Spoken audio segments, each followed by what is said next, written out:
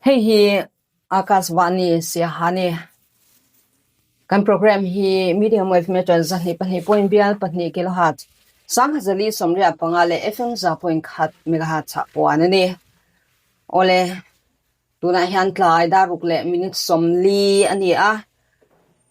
Nilai ni daruk le minute somli hi announcer thlan hun ani a tluang takin kan thleng le the alomom hle me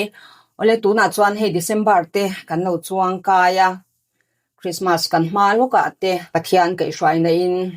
kan lo hnai le to hle a tun trum announcer thlan huna po hian Christmas hla moi tak tak larin diki khiang te le malsom tluang ate sak kan ngai thadona ama sabera tun trum announcer thlan huna kan ngai thak ho tur chu Christmas hlamoi tak mai malsom tluang an thiam tak maya be dong so ti hi kan hun tran na ni lo ngai thlang u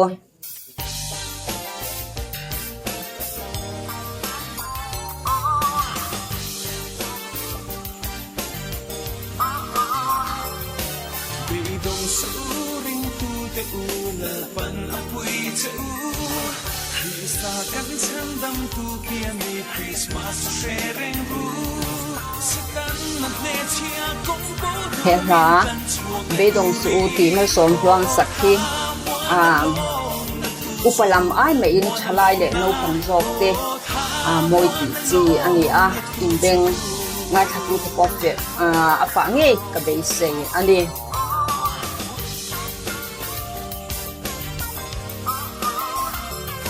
achang chuang Christmas la Mizo te rilram zong tak mai moi tak tak tang ngai thak chin line achang chuan tiang no pang nam te tlei ro le thalai lamina an lom chi a thuk te po tun lai ang te chi po ni tam takin kan thui puya man som tuang la be dung su ti po hi ngai tha kanwam tak zetani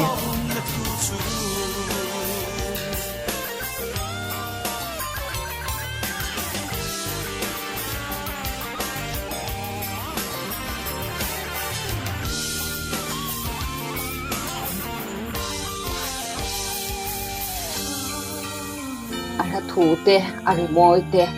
en rem moi em maya in mal som tluanga zai shim hi o te hi ngai tha kanwam ka ti song tak mai ni pathian phang na hla dang sak chin te po hi ngai ngam ka ti thi le thi na ni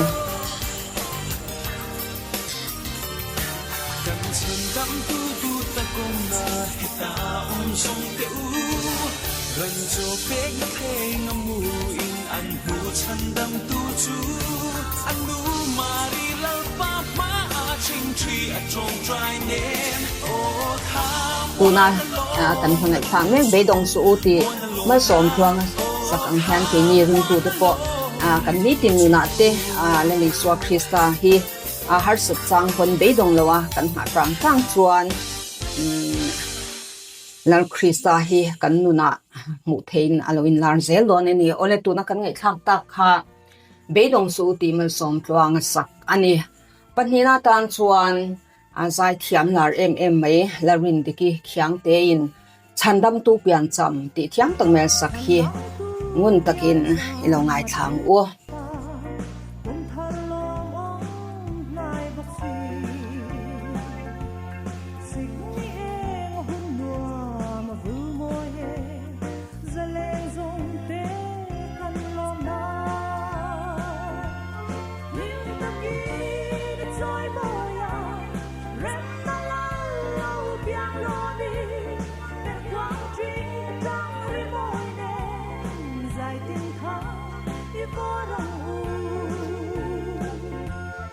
larin diki khiang te chu shallow fan zo fa te zinga chuan kan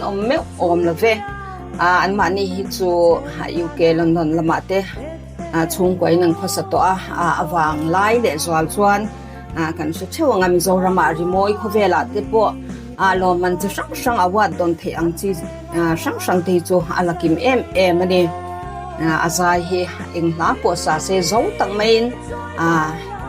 beng fa em ani zai hian tuna kan ngai thlang mek ang hian lali swalo pian hi leile van in rem na pathian le ke ni mishing in rem to lo in rem le na awanga he Christmas a lali swalo piang hi ke ni po in thin taka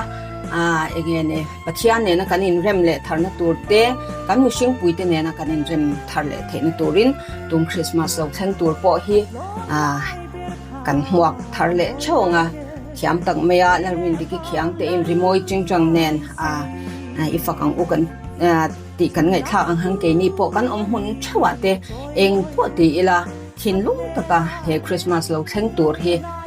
himle lom taka kan lo hwa hi apoi mo em ane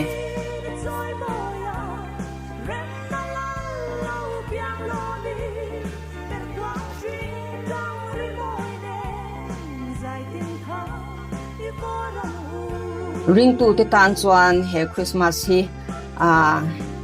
apoi mo ngoi nali swa ina chatuan boral tur min mangai em wanga ran in ploma kantan alo piang hi ke ni ring tu tan chuan lom lo theih ani lawa tuna kan ngai thak mek ang hian chandam tu pian cham hi thin lo taka khovel enge nom chen na zonga muak lava thinlung le ti tak seta rimoi le chingchang te kan theina le thiam na zong nen ama fakle choi moya he hun pui lo thleng tur hi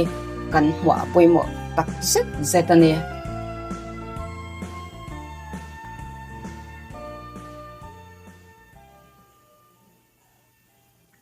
ole tuna kan ngai thak tak chandam tu pian chamti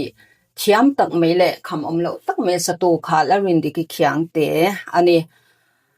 tuna Christmas lamoi tak kan ngai thak mek na hi akaswani sia ha ani ngai thatu te intan rimoi le thu le la thatak tak te ron chhop chwa sak cheu kan tum zelang ngun takin min lo ngai thachin ula hunte min lo man pui zel turin ngai thatu te kan som mol chawni ole chuti jong chu tun trum announcer la than huna Christmas lamoi tak ne na hun kan han ho the chu ni intan rimoi le thu le la thatak tak nen lo kir le thwai kan tumang chumi ma jong chu bye bye kan lo me